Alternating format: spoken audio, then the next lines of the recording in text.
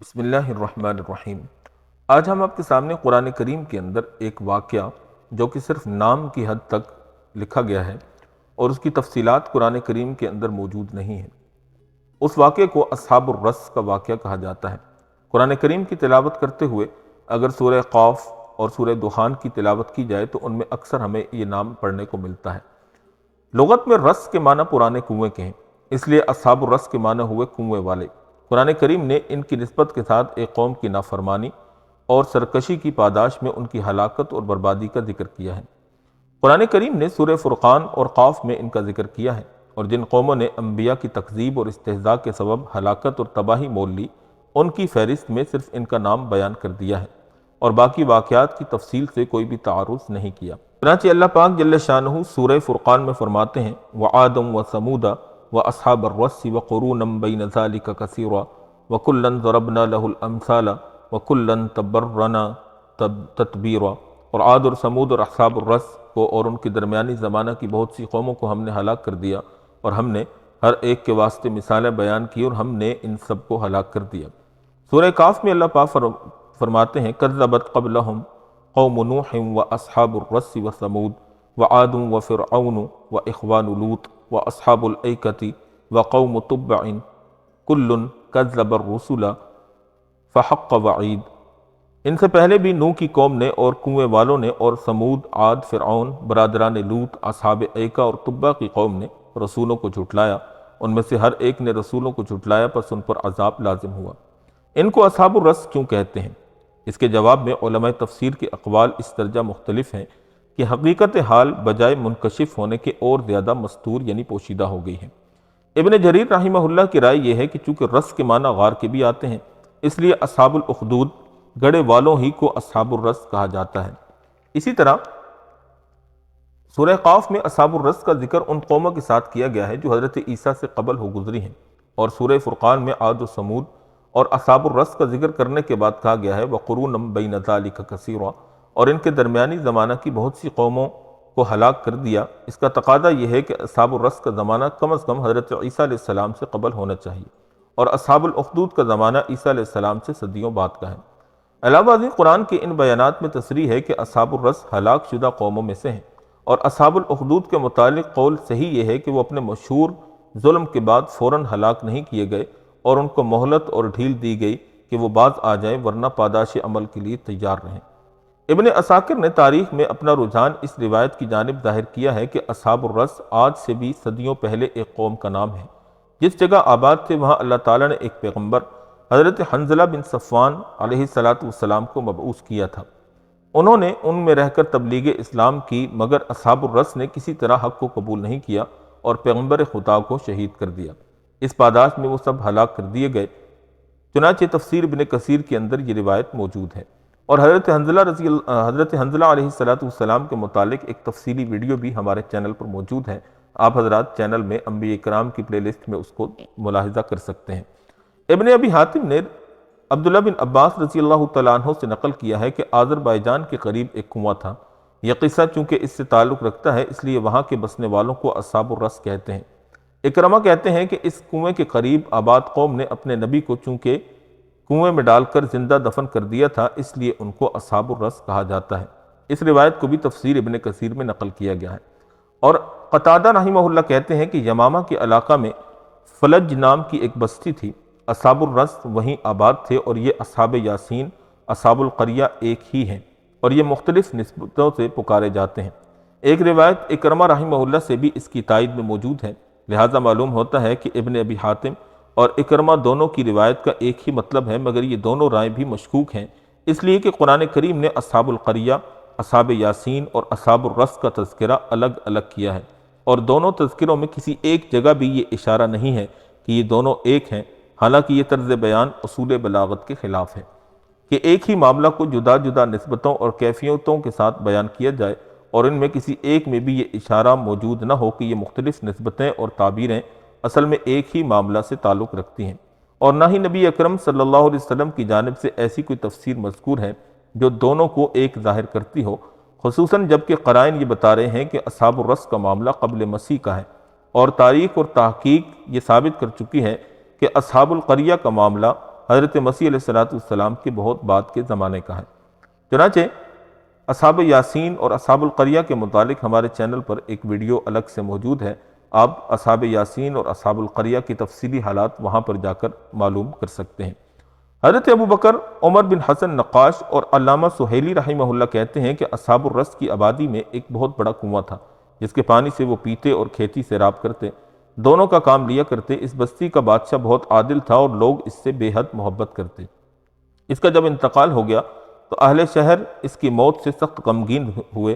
ایک دن شیطان بادشاہ کی شکل بنا کر پہنچا اور اہل شہر کو جمع کر کے تقریر کی کہ میں تم سے کچھ دنوں کے لیے جدا ہو گیا تھا، مرا نہیں تھا، اب آ گیا ہوں اور ہمیشہ زندہ رہوں گا۔ لوگوں نے انتہا محبت میں یقین کر لیا اور اس کی آمد پر جشن منایا۔ شیطان نے اس کا حکم کیا کہ وہ ہمیشہ مجھ سے پس پردہ باتیں کیا کریں، چنانچہ اس کے حکم کی تعمیل کی گئی اور وہ پس پردہ بیٹھ کر گمراہی پھیلانے لگا۔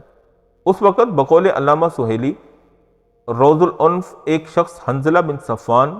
علیہ السلام کو خواب میں بتایا گیا کہ ان کو آبادی میں راہ ہدایت بنانے کے لیے پیغمبر بنا دیا گیا ہے۔ حنظلہ بن صفوان نے ان کے پاس جا کر توحید کی تعلیم اور شرک سے اجتناب کی تلقین کی اور بتایا کہ تمہارا بادشاہ نہیں ہے بلکہ پس پردہ شیطان ہے۔ لوگوں کو یہ بات سخت ناگوار گزری اور قبول حق کے بجائے پیغمبر خدا پر حملہ کر کے ان کو شہید کر دیا۔ اس پاداش میں ان کو خدا کے عذاب نے تباہ و برباد کر دیا، اور کل جس بستی میں چہل پہل تھی اور باغات اور نہروں سے جنگل میں منگل کا سما تھا، آج وہ جل بھن کر چٹیل میدان نظر آنے لگی جس میں کتوں، بھیڑیوں اور شیروں کے مسکن کے سوا کچھ باقی نہ بچا۔ یہ روایت اصول روایت اور درایت دونوں کے اعتبار سے ساقط الاعتبار ہے، اس لیے کہ محمد بن کعب قرظی فرماتے ہیں کہ نبی اکرم صلی اللہ علیہ وسلم نے فرمایا کہ ان اول الناس يدخل الجنت یوم القیامت العبد الاسود، یعنی جنت میں سب سے پہلے جو شخص داخل ہوگا وہ ایک سیاہ فام غلام ہوگا، اور یہ کہ اس لیے کہ اللہ تعالیٰ نے ایک بستی میں اسے اپنا پیغمبر بنا کر بھیجا، اس کالے غلام کے علاوہ کسی نے اس کو قبول نہیں کیا اور کوئی ایمان نہیں لایا۔ پھر اہل شہر نے اسی پر اکتفا نہیں کیا بلکہ نبی کو ایک کنویں میں بند کر دیا اور کنویں کے منہ پر بہت بھاری پتھر رکھ دیا تاکہ کھول نہ سکے، مگر یہ سیاہ فام غلام جنگل سے لکڑیاں لاتا، بازار میں فروخت کرتا اور ان کی قیمت سے کھانا خرید کر روزانہ کنویں پر پہنچ کر پتھر کو ہٹاتا اور خدا کے پیغمبر کی خدمت میں کھانا پیش کرتا۔ کچھ دنوں بعد اللہ تعالیٰ نے اس پر جنگل میں نیند طاری کر دی اور یہ 14 سال تک اسی میں پڑا رہا۔ یہاں تک تو یہ ہوا اور ادھر قوم کو اپنی نازیبہ حرکت پر افسوس آیا اور انہوں نے پیغمبر خدا کو کنویں سے نکال لیا اور توبہ کے بعد ایمان قبول کر لیا، اور اسی مدت کے اندر پیغمبر کا انتقال ہو گیا۔ 14 سال کے بعد جب غلام کی آنکھ کھلی تو اس نے سمجھا کہ میں چند گھنٹے سویا ہوں۔ جلدی سے لکڑیاں چن کر شہر پہنچا، دیکھا تو حالات بدلے ہوئے ہیں۔ دریافت کیا تو سارا قصہ معلوم ہوا۔ اس غلام کے متعلق نبی اکرم صلی اللہ علیہ وسلم نے ارشاد فرمایا کہ جنت میں سب سے پہلے یہ سیاہ غلام داخل ہوگا۔ بہرحال یہ روایت اپنی سند کے لحاظ سے بھی قابل جرح ہے اور درایت کے اعتبار سے بھی ناقابل اعتبار ہے۔ چنانچہ محدثین کہتے ہیں کہ یہ طویل داستان خود محمد بن کعب قرظی کی جانب سے ہے، جس کو انہوں نے اسرائیلیات سے اخذ کر کے بیان کیا ہے، نبی اکرم صلی اللہ علیہ وسلم سے اس کا کوئی تعلق نہیں ہے۔ اس کے علاوہ قرآن کریم میں صراحت کے ساتھ موجود ہے کہ اصحاب الرس بھی ہلاک شدہ قوموں میں سے ہیں، اور یہ روایت اس کے علاوہ ان کو نجات یافتہ بھی بیان کرتی ہے۔ اس لیے یہ قطعاً غلط ہے، اور روایت کا وہ جملہ جو کہ عبد اسود سے متعلق ہے اگر بسند صحیح نبی اکرم صلی اللہ علیہ وسلم سے ثابت بھی ہو جائے تو بھی اس کا اصحاب الرس کے واقعہ سے کوئی تعلق نہیں ہے۔ ابن جریر نے بھی اس روایت کو نقل کر کے اس پر اسی قسم کی جرح کی ہے۔ ایسا ہو سکتا ہے کہ یہ واقعہ کسی اور زمانے کے متعلق ہو اور محمد بن کعب قرظی نے اس کو غلط فہمی کی بنیاد پر اصحاب الرس کے متعلق کر دیا ہو۔ اس کے علاوہ مشہور مورخ مسعودی کہتا ہے کہ اصحاب الرس حضرت اسماعیل کی اولاد میں سے ہیں، اور یہ وہ دو قبیلے تھے، ایک قیدما کے نام سے اور دوسرا یامین یا رعویل، اور یہ یمن میں آباد تھے۔ لیکن مسعودی نے صرف اسی تعارف پر اکتفا کیا ہے اور تاریخی حیثیت سے نہیں بتایا کہ وہ کن وجوہ کی بنا پر قیدما اور رعویل کو اصحاب الرس کہتا ہے اور ان کو رس کے ساتھ کیا تعلق ہے۔ یہ صحیح ہے کہ حضرت اسماعیل علیہ السلام کے 12 بیٹوں میں سے ایک کا نام قیدما بھی ہے، لیکن تورات اور تاریخ دونوں اس بات سے خاموش ہیں کہ ان کی اولاد کو اصحاب الرس بھی کہا جاتا ہے، لہٰذا مسعودی کی بات دلیل کی محتاج ہے اور ناقابل التفات ہے۔ اس کے علاوہ مصر کے ایک مشہور عالم فرج اللہ زکی کردی کہتے ہیں کہ لفظ ارس کی تخفیف ہے۔ یہ اس مشہور شہر کا نام ہے جو قفقاز کے علاقے میں واقع ہے۔ اسے وادی ارس بھی اللہ تعالیٰ نے ایک نبی کو مبعوث فرمایا جس کا نام ابراہیم زرتشت تھا۔ انہوں نے اپنی قوم کو دین حق کی دعوت دی مگر قوم نے انکار کیا اور ان کی دعوت اور ارشاد کے مقابلہ میں اور زیادہ سرکشی اور بغاوت اختیار کر لی۔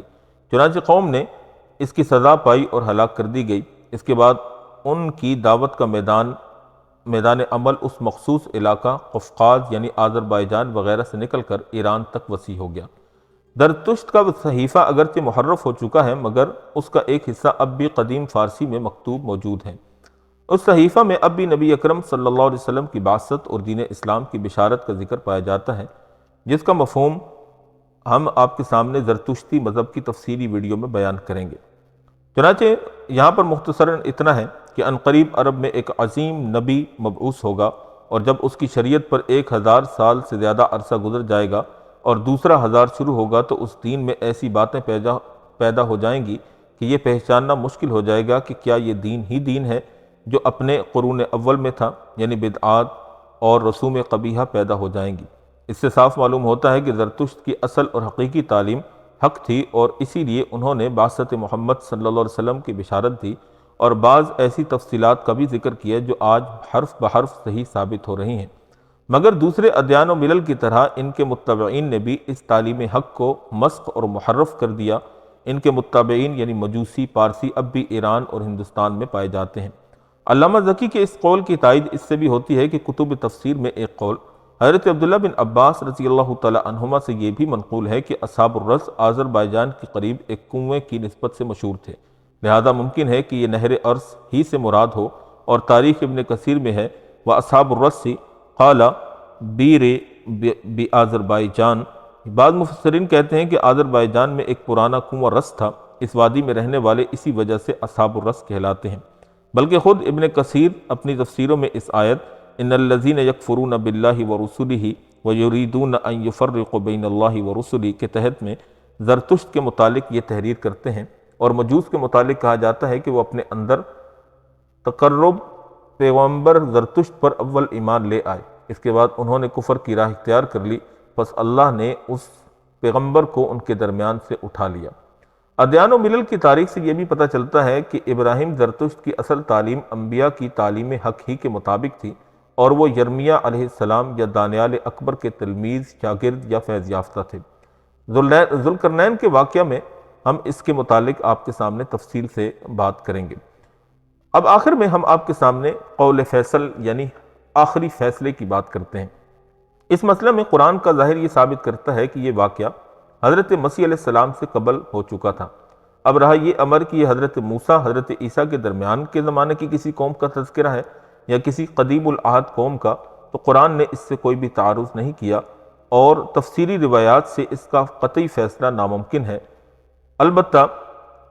ایک وجدانی طور پر یہ بات کہی جا سکتی ہے کہ یہ آخری بات ہی درست معلوم ہوتی ہے۔ بہرحال قرآن کریم کا جو مقصد موعظت و عبرت ہے وہ اپنی جگہ صاف اور واضح ہے، اور یہ تاریخی تعینات اور مباحث اس کے لیے موقوف علیہ نہیں ہیں، بلکہ یہ عبرت کی نگاہ اور گوش حق کے لیے کافی اور شافی ہے کہ جو قومیں اس دنیا میں خدائے برتر کے پیغام حق کو ٹھکراتی اور اس کے خلاف بغاوت اور سرکشی کا علم بلند کرتی ہیں اور مسلسل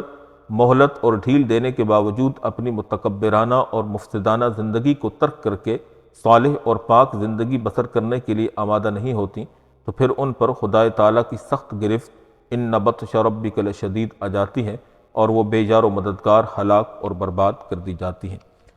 امید ہے کہ آپ کو اصحاب الرس کا واقعہ سن کر بہت کچھ نیا سیکھنے اور جاننے کو ملا ہوگا اور آپ کے علم میں بہت کچھ اضافہ ہوا ہوگا۔ اگر آپ کو ہماری یہ ویڈیو پسند آئی ہو تو ہمارے چینل کو سبسکرائب ضرور کر دیجئے گا، کمنٹ سیکشن میں اپنی رائے کا بھی اظہار کیجئے گا، اور اس ویڈیو کو اپنے دوست و احباب میں خوب شیئر بھی کیجئے گا تبلیغ اور دعوت کی نیت سے۔ اللہ پاک ہم سب کا حامی و ناصر ہو۔ وآخر دعوانا ان الحمد للہ رب العالمین۔